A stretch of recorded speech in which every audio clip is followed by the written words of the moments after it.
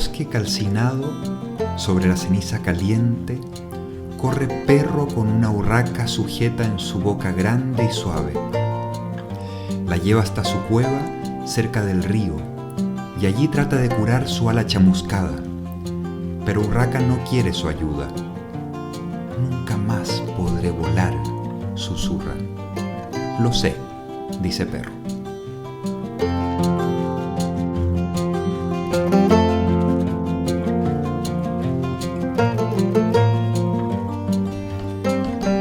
Després del primer programa de presentació, ara sí que ha arribat el moment de la veritat. El moment de començar aquest il·lusionant projecte d'una vegada per totes. Així doncs, amb eufòria continguda, tornem a dir allò de benvingudes i benvinguts a Tàndem, un podcast sobre literatura infantil, juvenil i mediació literària.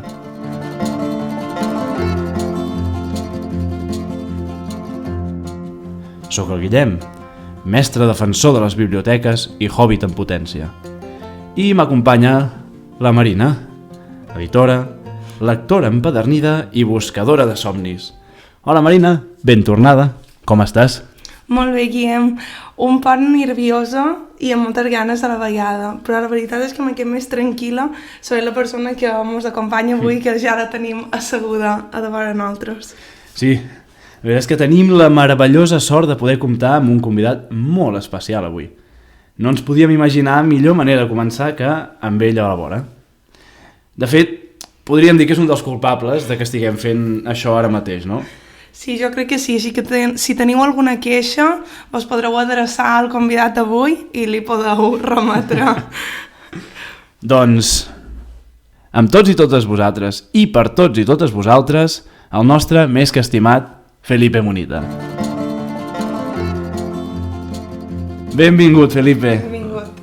Ens fa molta il·lusió que estiguis aquí avui. Què tal? Bona tarda. Moltes gràcies a vosaltres per haver-me convidat. Estic supercontent d'estar aquí. Que bé. I bueno, crec que abans de començar li has de fer una petita presentació per qui no el conegui.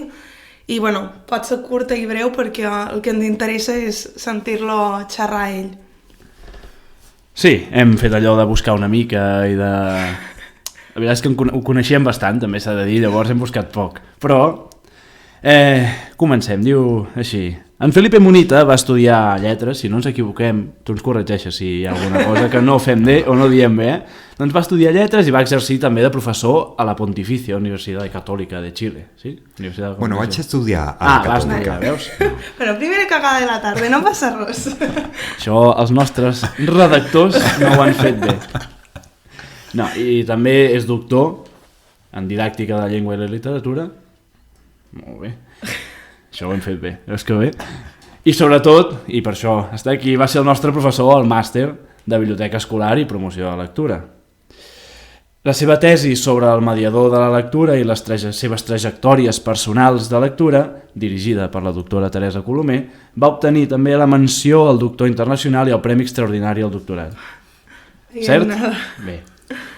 Les seves línies d'interès giren al voltant de la mediació de la lectura, de l'educació literària i també de la poesia pels infants. I segur que ens deixem moltes coses, però d'entrada... D'entrada això ja ens va. Bueno, és que si tot això no fos prou impressionant, ell és l'autor del llibre 10 pájaros y mi ventana, il·lustrat per la Raquel Echenique, editat per Ecaré. Que avui intentarem intercalar una mica la seva vessant investigadora amb la seva vessant com a autor. I bueno, per la nostra part, com a impressió subjectiva, té a més, i li he dit moltes vegades, una capacitat extraordinària per convertir unes idees sueltes que a tu et pareixen pobres en idees brillants. I li he dit moltes vegades. Ho puc corroborar. Però encara no puc fer vi de l'aigua, o sigui, no puc convertir l'aigua en vi. Bueno, temps al temps.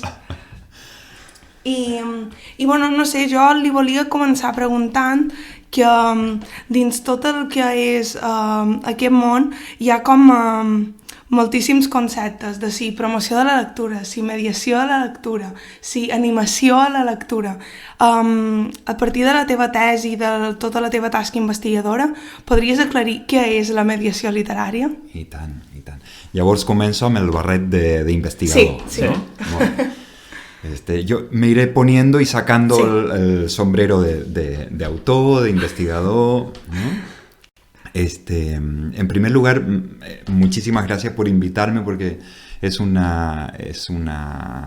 proyecto fascinante, creo, tener la posibilidad de compartir ideas con autores, con especialistas sobre el mundo de los libros para niños.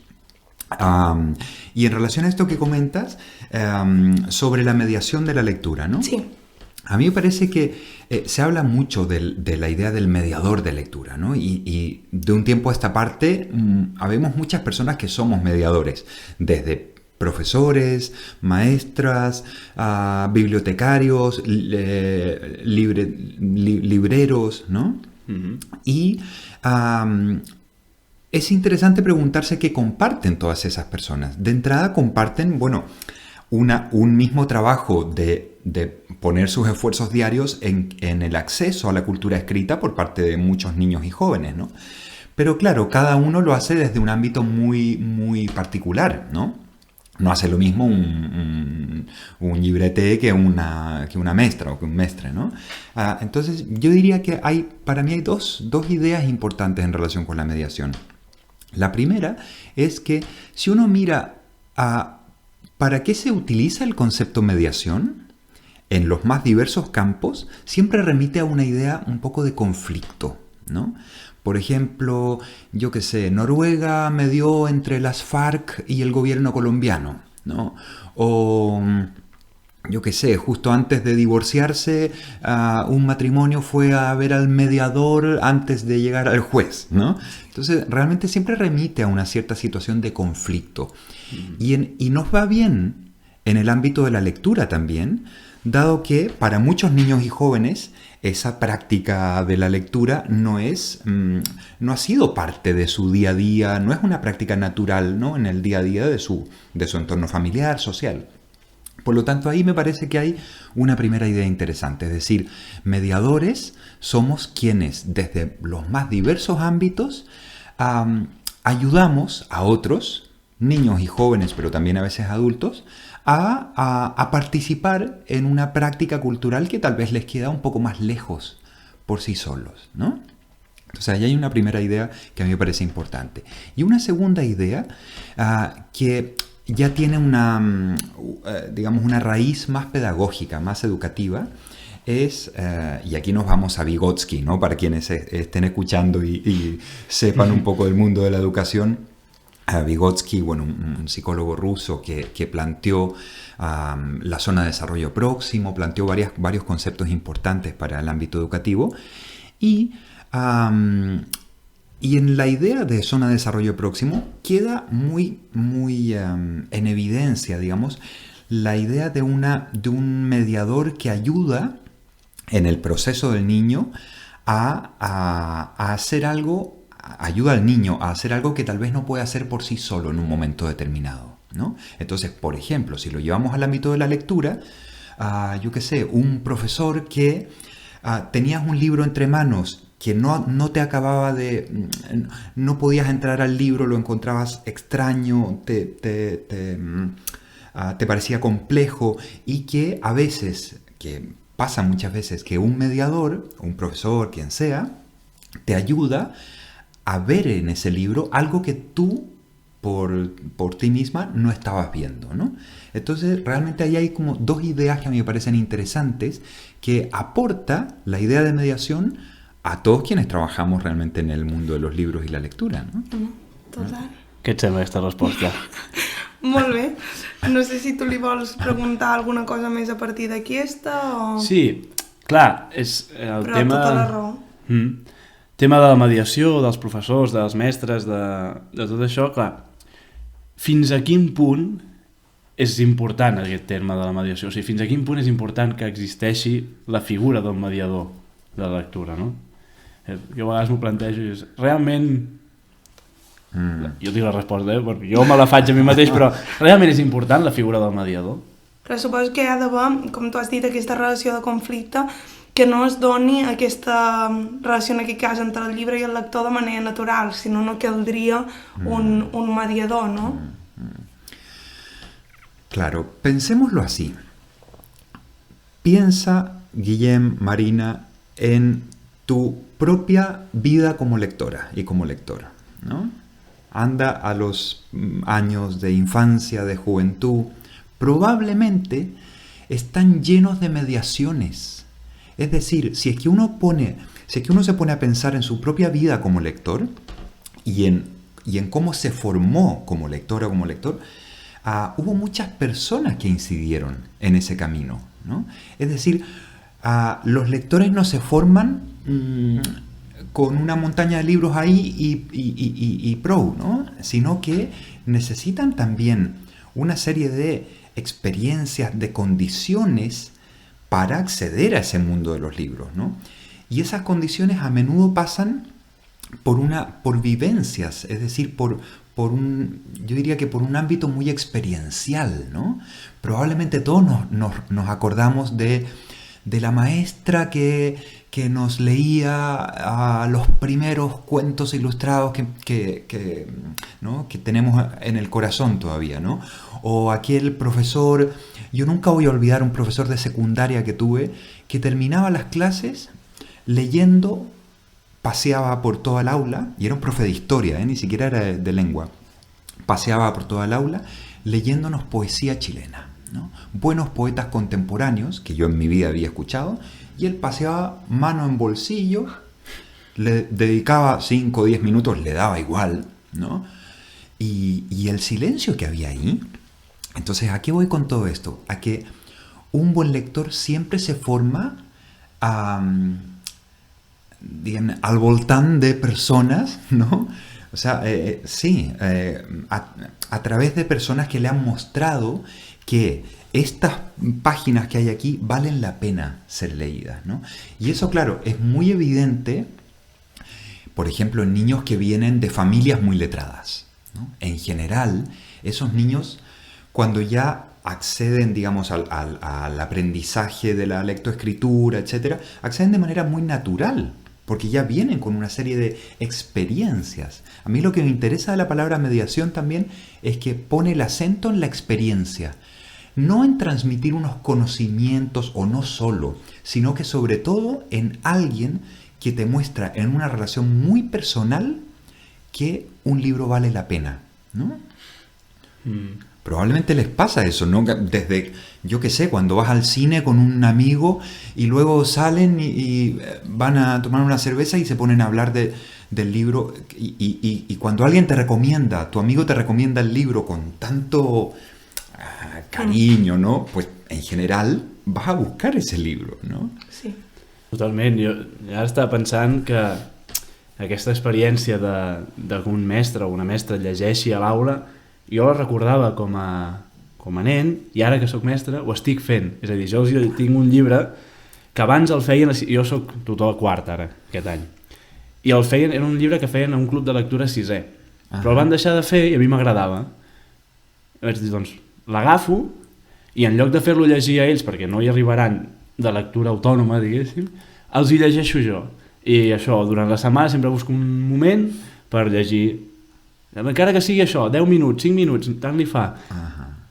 I estan enganxats. I és un llibre que per paraules, per vocabulari, per història, no és fàcil. Però com que jo el visc i m'agrada i els hi explico, me'l demanen, és curiós. I jo estava pensant que tens tota la santa raó. Sí, i és que fins i tot, en el meu cas, ja era una cosa que sospitava durant el màster i durant aquests anys obrir els ulls i veure segons quines dinàmiques, que fins i tot s'evidencia quan ets gran, quan no has tingut aquesta mediació. Jo en moments em sento una mica orfa de tot aquest tipus de comportaments que jo no recordo haver viscut. I que penses, bueno, vares accedir a un tipus de lectures, però penses, a què hauria pogut accedir en aquella edat si hagués tingut aquest input? Perquè moltes vegades, fins i tot a la secundària, som conscients que la lectura de la plaça del Diamant, que per jo va ser la que em va fer passar de la literatura juvenil a la literatura d'adults, sempre dic el mateix, m'ha agradat tot i el professor que vaig tenir. Déu va fer una cosa avorridíssima, una cosa molt allunyada de la nostra realitat, i així tot el vaig gaudir molt, perquè fins i tot s'evidencia de veure una persona això, que ha rebut aquesta mediació literària, i una persona que no. Però molt.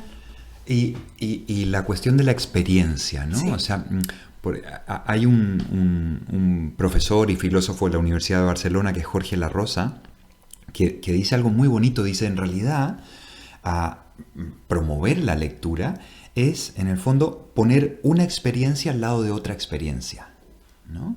Es decir, lo que nos interesa es eso, es que el otro viva una experiencia con el libro y la lectura, ¿no? Y es más fácil que la viva en la medida en que tú también pones sobre la mesa tu propia experiencia como lector, ¿no? En ese caso, que dices tú, Guillem, claro, es muy bonito como tú no vas a elegir cualquier libro probablemente para leerles a esos niños, ¿no? O sea, claro. Elegiste uno que a ti te hace mucho sentido, que te encanta, y que por lo tanto lo más probable es que esos niños recuerden luego cómo el Guillem nos leía ese texto, que se veía que él mismo vibraba y le gustaba y paladeaba cada palabra, ¿no? I pel que dius, la família també és mediadora literària? Sí. Sí, tan. Claro, porque, bueno, es que la mediación literaria funciona a distintos niveles, ¿no? Y en diversos contextos. Funciona en un contexto escolar, sin duda, pero también funciona en un contexto familiar, y también funciona en un contexto social mucho más amplio, ¿no? Las nuevas libreras, ¿no? Y libreros, lo digo en femenino porque las libreras están llevando, yo diría, la batuta, están haciendo, por ejemplo, cosas alucinantes en ese tercer contexto, ¿no? En el contexto social, ¿no? Clubes de lectura en las librerías, sesiones de debate y de discusión sobre libros, cosas que antes en realidad las librerías no hacían, ¿no? Pero bueno, me fui por las ramas porque me interesaba el primer ámbito, el ámbito familiar.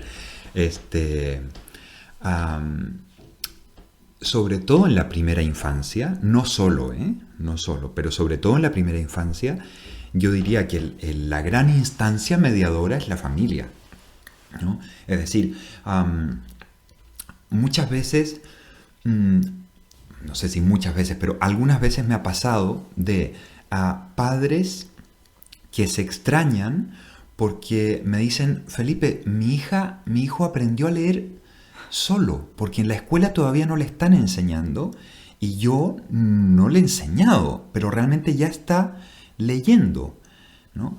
Pero claro, ese niño y esa niña, cuando me lo han dicho, yo veo la experiencia que ha tenido en esos 5, 6 años, ¿no? De vida, y es una experiencia brutal a nivel familiar, en términos de que le han leído muchos cuentos, de que las visitas a bibliotecas o en algunos casos a librerías son habituales, que los álbumes están circulando por ahí, por toda la casa, y que ha visto durante toda esa corta vida a sus padres y a su familia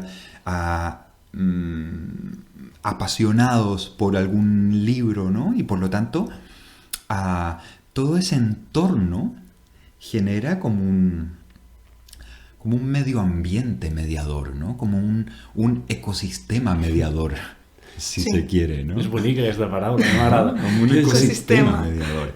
Que ojo, que también lo podemos generar luego en la escuela. Y de hecho, por ejemplo, aquí en Barcelona yo conozco varias escuelas que trabajan así, generando ecosistemas de mediación. Es decir, que no es solo el esfuerzo de una maestra, de un maestro, sino que hay unos objetivos comunes, unas líneas de actuación comunes, para que la escuela sea realmente un andar entre libros, como dice Teresa Colomer, ¿no? Sí. pero es evidente que el primer ecosistema de mediación es la familia y concretamente en la primera infancia. Sí, sí. ¿No se acuerdan ustedes de algunas lecturas que les hacían en familia? Yo Sí. todavía me acuerdo cuando mi padre me inventaba cada historia una noche, o sea, cada noche una historia antes de ir a dormir, ¿no? Y que se la inventaba en el momento, un poco lo que podía, ¿no? Pero que me ha dicho ahora de grande, me ha dicho, mira, era horrible, o sea, llegaba cansado, ya no tenía que inventar, pero para mí el recuerdo es como si fuese de Dostoyevsky, ¿no? Sí. Sí, jo totalment el mateix. Bueno, hi havia una sèrie de contes que, a més, no sé si en el meu cas és una cosa bastant generalitzada, jo crec que sí, però hi havia com a molt de gust per la repetició del mateix conte cada nit i vinga, jo en tenia 2 i eren com, i encara un d'ells encara el segueix guardant així com si fos un tresor, però això i la meva mare també s'inventava històries d'ara això, en coses que t'han passat a la vida, més amb aquest lligam a la teva experiència diària, supos que també t'enganxaven més. Jo no ho recordo la nit, però sí que, clar, jo vivia a una banda de Gràcia i anava a l'escola a l'altra punta. I anàvem caminant, i això eren mitja hora, 40 minuts d'anar caminant des que tinc 3 anys. I clar, jo això mon pare s'inventava històries cada vegada perquè el nen no s'avorrís. Però clar, jo el que recordo, per exemple, és que em va explicar el Senyor dels Anells. De fet, probablement d'aquí em ve les ganes i el friquisme per aquesta banda. Però recordo això, que un conte que m'explicava era el Senyor dels Anells. I jo també tenia pocs anys, o sigui que realment no era per mi aquell llibre, no? Però la història ell l'explicava i com que també l'encanta, doncs no, és allò que dèiem, no? Compartir l'experiència amb algú. Y la emoción con la que estamos recordando ahora esos momentos, en el fondo a mí me lleva a pensar que aun cuando haya sido eso de inventarse algo en el momento o así, esas historias forman parte de nuestra, como dice la Laura de Betach, una escritora argentina, de nuestra textoteca interna, ¿no? De nuestra textoteca interior. Es decir, de todos aquellos textos en sentido muy amplio, ¿no? Historias, poemas, canciones, trabalenguas, juegos, yo qué sé, que yo llevo conmigo, ¿no? Y que en el fondo en la primera infancia,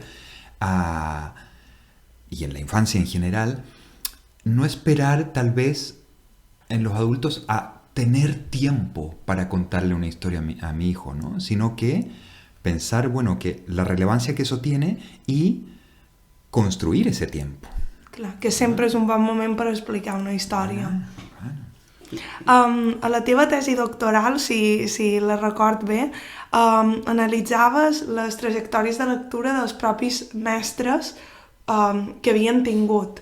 En quin moment vares veure que aquell era com un eix central per la teva tesi, que li volies donar aquesta importància cabdal? Siempre he pensado que hagamos el trabajo que hagamos, está totalmente permeado por nuestras experiencias de vida, ¿no? Y que en el fondo, de una manera que tal vez no podemos explicar bien,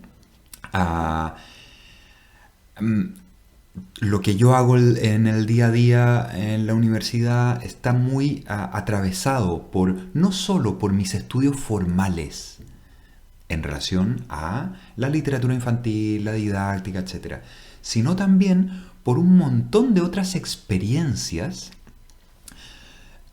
con la lectura, con otros espacios culturales, con la música, yo qué sé, todo eso de un modo u otro, yo creo que aparece, ¿no? Y eso, si es que nos ponemos a pensar, probablemente en el trabajo de cada una y cada uno,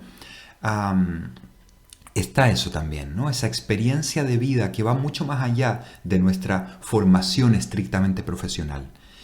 Y a partir un poco de esa reflexión muy vaga, porque es una... claro, pero a partir de ese pensamiento,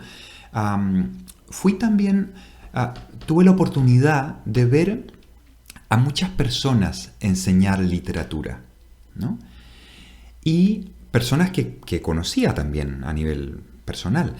Y me di cuenta que en muchos casos aparecía de manera muy clara la lectora o el lector que eran en su vida privada. Es decir, que era un elemento relevante en su mediación, ¿no? Y por lo tanto, eso me llevó a estudiar de manera más sistemática qué pasaba con esto. Es decir, ¿buen lector es igual a buen mediador? Sí, no, siempre, a veces, ¿no? Entonces, ese fue un poco el punto de partida de... I a quina conclusió vares arribar? Això estava pensant. Tú quieres ya Sí. La conclusión es que... Bueno, que m'imagino que és una mica insultant fer-te resumir tant les conclusions d'una tesi tan llarga, però... No, qué va. No, porque además la tesis tenía muchas otras aristas. La conclusión, luego de estudiar muchas historias de vida lectora y muchas personas que hacen mediación de lectura, es que la experiencia como lector, la experiencia personal como lectora y como lector, importa, es relevante, ¿sí? Lo que no quiere decir que eso se transforme en una ecuación matemática. Buen lector es igual a buen mediador.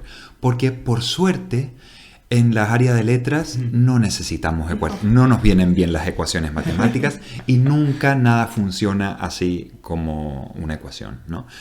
Porque, te voy a poner un ejemplo. Estudié una escuela en la cual, seguí las trayectorias de docencia, pero también la experiencia personal, me contaron la experiencia personal como lectoras de varias maestras.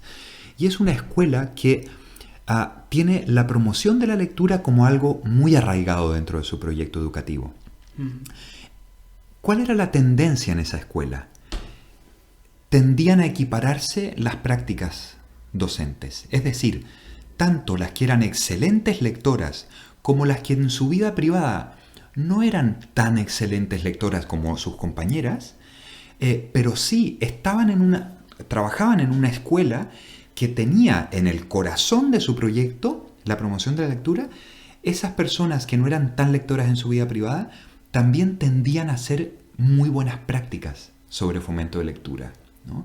Entonces, al final también hay una serie de factores, ¿no?, que inciden, que son, claro, unos son factores personales, otros son factores de la formación docente, evidentemente, y otros son factores, yo diría, contextuales, ¿no? Porque a veces, siempre incide mucho el establecimiento educativo en el cual estás trabajando, el currículum en el cual te sitúas, ¿no? Por lo tanto, mini conclusión, es muy relevante la experiencia como lector en un mediador de lectura, sí, pero no es condición explicativa al 100% de sus prácticas mediadoras. Està molt resumit. ¿Cuántas páginas té? 555, sin anexos. Felipe, et sembla que canviem de barret? Bueno, quan vulguis. Sí? Doncs canviem de barret. Sí. Ara anem a parlar amb el Felipe, creador de llibres i de poesia. Primera pregunta, i és bastant facileta, ¿Per qué un libro de poemas? Uy, no, de fácil no tiene nada. Pourquoi pas, ¿no? Como digo en los franceses. ¿Por qué no? Bueno, yo a nivel personal, porque desde hace muchos años que escribo poesía y que me interesa mucho la poesía como manifestación artística, me considero un buen lector de poesía y bueno, desde hace muchos años que la escribo. Y por lo tanto eso no me puedo preguntar un por qué, sino que simplemente estaba formaba parte de mi experiencia, ¿no? Pero sí, por ejemplo, ¿por qué publicarla? Porque me parecía importante poder colaborar en un corpus que todavía yo diría que está en construcción, ¿no? Sí. Es cierto que en los últimos años han aparecido cada vez más poemarios y muy interesantes, ¿no? Muchos de ellos. Pero que también veníamos de una tradición en la cual poesía infantil era una cosa muy simplista, ¿no? Com diuen en català, a vegades simple, ¿no? Sí. ¿No? Es decir, a veces era rimar camión con avión y prou, ¿no? Cuando en verdad hacer poesía es otra cosa totalmente, ¿no? Incluso cuando es para niños, o mejor dicho, sobre todo cuando es para niños, ¿no? Clar, tu i jo vam haver de fer un treball al màster d'agafar un corpus de poesia per infants i crear una activitat al voltant. Va ser un drama d'anar a biblioteques, de remenar i de dir és que no... Hi havia pocs llibres que te sustenten com per poder fer una proposta de valor. I acabes arribant sempre als mateixos 4 o 5 autors o Sí. autores, Sí. i són aquests i ja no n'hi ha més, diguéssim. Sí. O n'hi ha, on tu dius que no arriben a un cert nivell, una certa qualitat Clar. que vulguis donar als teus alumnes, no? Claro. Y ustedes, como buenos mediadores que son, no están dispuestos a llevar ximpleria ¿no? als nanos, ¿no? Ximpleries en fem, no sé si No, nos portem.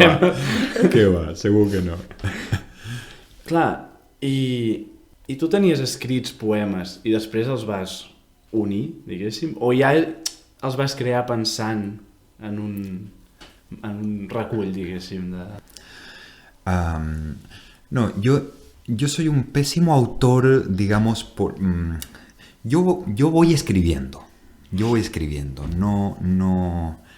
no pienso en planificar un libro, mira, voy a escribir estos poemas para que tengan un libro, para que hagan un libro, sino que voy escribiendo. Y eso hace que, por ejemplo, 10 pájaros en mi ventana sea un libro que es un recull realmente de poemas escritos durante más o menos 10 años.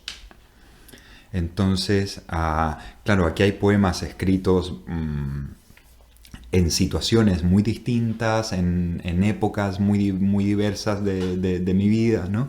Y por lo tanto, que cada uno tiene su autonomía, ¿no? Pero que en algún momento dado me vi con esos poemas en mi mesa de trabajo y dije, mira, Felipe, tal vez aquí hay un libro, ¿no? O sea, empecé a ver unas líneas de continuidad que no había visto yo, porque no me había preocupado tampoco de decir, voy a escribir un poco en un libro que sea así, ¿no? Que tenga estas líneas de continuidad. No, y sin embargo las tiene, ¿no? Pero fue una cosa que de pronto me encontré con que ahí había un libro, ¿no? Y dije, bueno, se lo voy a enviar a una buena editora a ver si es que ella lo ve también o si es que yo estoy pensando tonterías, ¿no? I la vista està que ho va veure bé. Jo tinc una... Bueno, és com mig pregunta, mig reflexió sobre la relació del nen i la poesia. Perquè sí que veig que la meva experiència dins els gèneres d'adults, la poesia sempre se veu com un gènere molt complicat, com una cosa que no és per tothom, i així tot se publica, poesia. En canvi, per nens sí que veig que, per exemple, en un llibre com el de la Gemma Lluc, que me'l va recomanar tot, de com seleccionar libros para niños y para jóvenes, tota l'estona, des de que som petits, va recalcant la importància que té l'oralitat a la seva formació literària i, per tant, diríem que el més semblant a un registre oral seria les rimes i després la poesia, que se'n faci tan poca, que s'estimuli tan poc la relació nen i poesia. Perquè tu com ho veus? Jo crec que seria una relació molt fructífera. Sí, claro. Y además una relación bastante natural de entrada, ¿no? O sea, hay una mirada muy poética también del niño hacia el mundo que lo rodea, ¿no? Entonces, realmente lo que empieza a pasar después es que empezamos a teñir esa mirada poética por unas ciertas características, ¿no? De la poesía, Y aquí en realidad nos ha jugado muy en contra una determinada tradición escolar de contar, de ver rimas, de contar sílabas, ¿no? Cuando en realidad la poesía es otra cosa, ¿no? Entonces, yo creo que hay que volver a la idea de la poesía como una manera de mirar, ¿no? Como una manera de estar en el mundo, ¿no? y de mirar aquello que me pasa, ¿no? Hay una carta que Joan Vinyoli le envió a Martí Pol, donde Joan Vinyoli dice algo así como «M'atreveixo a dir que visc poèticament cada moment del dia i de la nit». ¿No? Preciós. El Vinyoli es precioso, ¿no? Y claro, y eso no quiere decir como el tópico, ¿no? De que la persona que vive en las nubes, ¿no? No, el Vinyoli no es eso, y el poeta no es eso, sino que más bien quienes nos dedicamos a hacer poesía, a escribir poesía, intentamos, es difícil de explicar, intentamos tener una mirada nueva hacia aquello que te acontece, ¿no? Hacia aquello que, en cierto modo, es una manera de elaborar tu propia experiencia, de reelaborar tu propia experiencia mediante la escritura, ¿no? Y eso no es exclusivo del mundo adulto. Perfectamente podemos ayudar al niño a reelaborar su propia experiencia a través de la escritura poética, ¿no? Y seguro que muchas personas que han trabajado la escritura de poesía y también la lectura con niños pueden ver cómo la poesía abre una ventana que es muy diferente también a la que se abre con otros corpus, ¿no? Como la narrativa, etc. Porque siempre hay más silencios, hay más detalles también en la relación de sonido y sentido, ¿no? De forma y fondo, y por lo tanto hay muchos elementos que dan juego para acercar a los lectores a ese corpus, ¿no? Sí, jo ara estava pensant en l'experiència des de l'aula.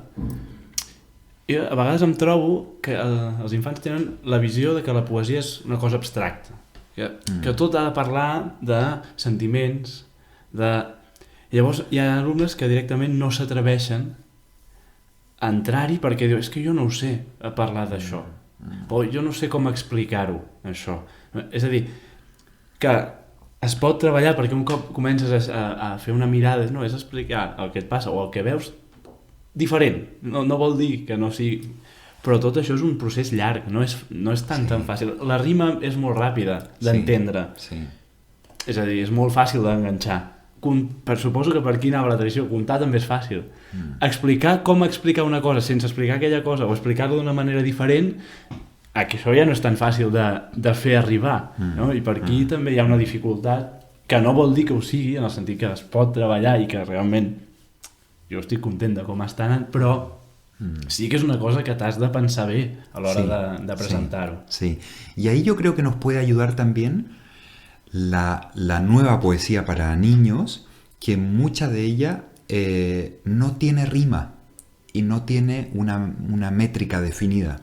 Entonces el verso libre yo creo que aquí nos puede dar una mano, ¿no?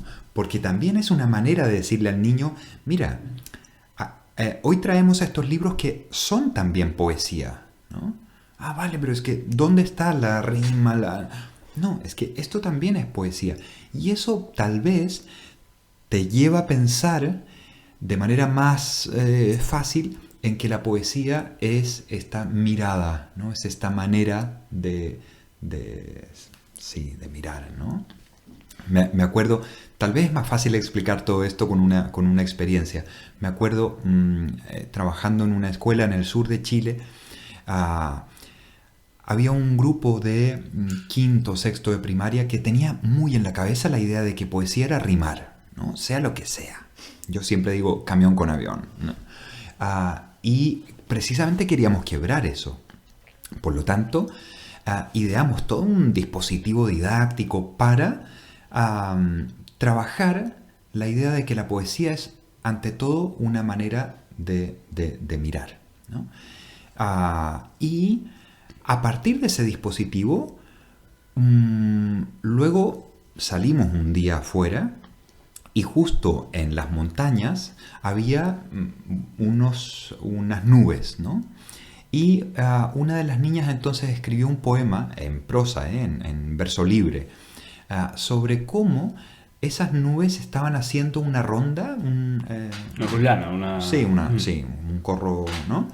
Estaban haciendo una ronda alrededor de las montañas, ¿no? Porque además justo había unos niños más pequeños por allá, al lado, los de P3, P4, haciendo una ronda con su maestra, ¿no? Y esta niña de quinto, en el fondo vinculó la experiencia que estaba viendo de los niños haciendo la ronda con su maestra con lo que ella estaba viendo en la montaña y hizo una metáfora preciosa, ¿no? Que las nubes en el fondo son niños que están también jugando con las montañas, ¿no? Bueno, però és un bon exercici de fer perquè al final és no fer aquest reduccionisme al gènere de que si no s'acompleixen certs elements no és poesia, perquè si no ara me posaré en ridícul aquí davant tota l'audiència, però ens vam fer un exercici a primària que era això, haver d'escriure una poesia, i com estàvem tan obsessionats en que fer poesia era rimar i no una altra visió pel món, jo mai carregava la meva futura carrera com a poeta i vaig composar les verdures són fees i asqueroses però algunes són sabroses perquè per això era com da igual el que digui, està rimant, el poema està bé. Bueno, i encara té algun mínim de sentit, no? Encara n'hi ha de pitjor, en aquest sentit de buscar la rima per buscar-la, que no té cap mena de... Avión con cavión. Encara, exacte, una mica això. Entonces, claro, realmente si tú piensas el oficio de personas que trabajan la rima, la métrica, es muy complejo, ¿no? Entonces, si queremos trasladar eso tal cual a la infancia, a las escuelas, nem malament, ¿no? Porque en el fondo les estamos pidiendo un ejercicio que es de una síntesis brutal, ¿no? I no pot ser, ara estic aquí pensant, clar, si hem parlat de que en el món adult no és un gènere que es llegeixi especialment, en quant a nombre, per tant, els mestres, com a forma part del món adult, per dir-ho així, tampoc deuen llegir-ne molt, clar, després fer aquest traspàs a que els alumnes puguin llegir-ho, no, que dèiem de l'experiència, si no hi ha una experiència, potser no és l'equació, no? Però si falta l'experiència teva en relació amb la poesia, després per traslladar-ho als alumnes potser també és una dificultat que ens trobem, o no? Sí, porque me hace pensar en unas conferencias que dio Borges, creo que en la Universidad de Harvard o una de estas, ¿no? En los años 60 habrá sido eso, no sé. Pero bueno, están publicadas por ahí. Y Borges en un momento dice en esas conferencias, sabemos muy bien lo que es la poesía, ¿no? Pero a la hora de explicarlo, lo tenemos mucho más difícil, ¿no? Y porque tal vez no cal explicarlo, ¿no? Dice, así como tampoco tenemos que explicar el color azul, pero sabemos muy bien qué es el color azul, ¿no? Y yo pensaba, claro, eso sucede efectivamente en personas que leen poesía, que están acostumbrados a leer poesía, ¿no? Saben muy bien lo que es la poesía, ¿no? Pero son, como yo ahora, más torpes a la hora de explicarlo, ¿no? De explicar qué es la poesía. Y en cambio, una persona que no está habituada a leer poesía tiende a estar mucho más insegura de, pero entonces poesía, esto es poesía, esto no, ¿no? Quienes somos lectores habituales de poesía no nos preguntamos si el último libro de María José Ferrada es o no poesía, ¿no? En cambio, muchos alumnos y alumnas mías me preguntan, pero esto no es poesía, ¿no? Porque no está en verso, ¿no? ¿Entiendes lo que quiero decir? Entonces, es cierto que es mucho más difícil, es un corpus al cual es mucho más difícil entrar como mediador si es que no has tenido la experiencia como lector de poesía, eso es cierto.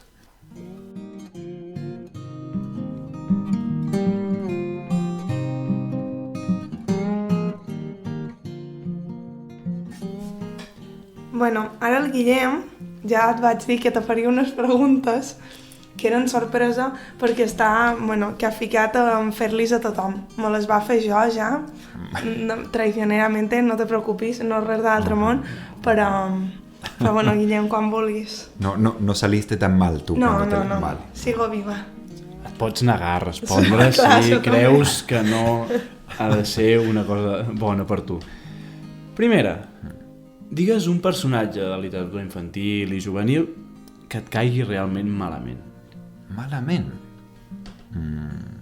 El hombrecito enojón que está en el libro más genial que he leído, de Christian Bolz.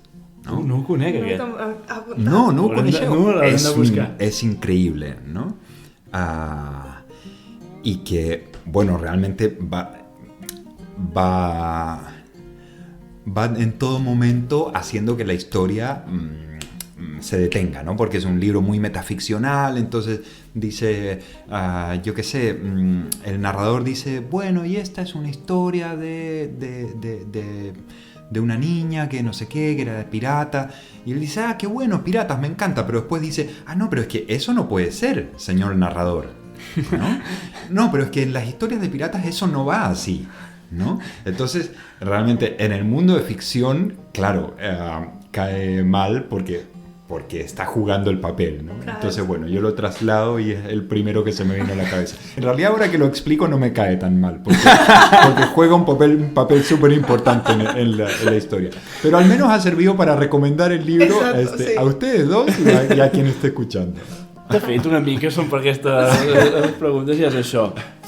Una altra és, si haguessis d'oblidar un llibre per poder-lo tornar a llegir com si fos la primera vegada, o sigui, oblidar-lo i tornar-lo a llegir per la primera vegada, quin triaries? Qué difícil. Probablemente sería la lectura de un libro que se llama Contra la muerte, del poeta chileno Gonzalo Rojas, que fue uno de los primeros libros que me caló profundamente en mi vida como lector. Y me encantaría volver a la experiencia de leer Contra la muerte por primera vez, porque luego lo he leído en los 20 años o 20 y tantos que han seguido esa primera experiencia, muchísimas veces. Pero el primer encuentro que tuve con ese libro fue mayor. I última. Atenció, perquè és la important. Diu així, acaba la frase. Vinga.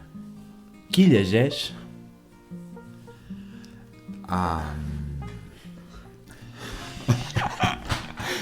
Així ens vam quedar nosaltres el primer cop que vam haver de respondre. Clar, i tens l'opció de rimar-ho o no? Pot tenir rima o no? Bueno, en català ho tinc més difícil, perquè anar rimant... Intenta comprenderse mejor. Acceptada. Està molt bé. Jo mai diré que està malament una resposta. No hi ha resposta errònia. I abans d'acabar, m'agradaria demanar-te, Felipe, si ens llegiries un poema de 10 pájaros en mi ventana, aquí, per acabar. Claro. ¿Alguno en especial? No, el que tú vulguis. Mira, aquí encontré uno que me gusta mucho, que se llama La enredadera. Y... bueno, lo leo primero y luego comento algo. Vale. Tiene un epígrafe de Thomas Tranströmer que dice: fantástico sentir cómo el poema crece. Y el poema La enredadera dice así: como una enredadera creció este poema. No supe qué camino seguiría, si el tejado hacia la casa del vecino o la ruta hasta la pieza de la abuela. Tampoco supe nunca por qué salió justo aquí, sin que yo plantara una semilla. Y bueno, es un caligrama, ¿no? Es decir, va dibujando la enredadera de la que habla. Y me gusta mucho porque en cierto modo sintetiza algo que yo busco al hacer poesía para niños y no tanto, ¿no? Y no tan niños. Y es llegar a una manera sencilla de decir, de hablar de experiencias que al menos para mí son muy profundas, ¿no? Es decir, cuando escribo poesía para niños, no estoy pensando en cualquier cosa, en rimar cualquier cosa, sino que estoy intentando, primero para mí, hablar y explicarme experiencias a través del verso, experiencias que para mí son muy profundas, ¿no? Y luego, en la medida de lo posible, compartir esa experiencia con otros, ¿no? Y en este caso siempre algo que le he dado mucha vuelta es cómo nace la poesía, ¿no? ¿De dónde nace? Porque realmente no puedes planificarla. Es muy difícil, ¿no? Planificar desde dónde nacerá un poema, ¿no? Y yo estaba en algún momento jugando con la idea de la semilla cuando estaba leyendo a la vez un excelente libro de poesía de Thomas Tranströmer. Y él dice, y fantástico sentir cómo el poema crece. Y empecé a ligar lo de la semilla que estaba trabajando, pero no era un caligrama en ese momento, era otra cosa, nada que ver, con la idea de que yo lo que estaba intentando trabajar, que era muy planificado, no salía. Claro, no salía porque no venía de una experiencia que yo quería comunicar, sino que venía de una determinada fórmula. Creo que yo quería hacer lo de la semilla con sextinas. Claro, pero eso era una basura porque no venía de una experiencia. Hasta que leí lo de Thomas Tranströmer y pensé, mira, el poema crece también desde una semilla que ni siquiera sabes que plantas, ¿no? I, pues bueno, por ahí fue saliendo. No, pues mira, sobre el poema ens has regalat l'anècdota de lectura. No sé si vols afegir alguna cosa, Felipe. Pues primero agradecerles, porque la verdad que le deseo lo mejor a este espacio de conversas sobre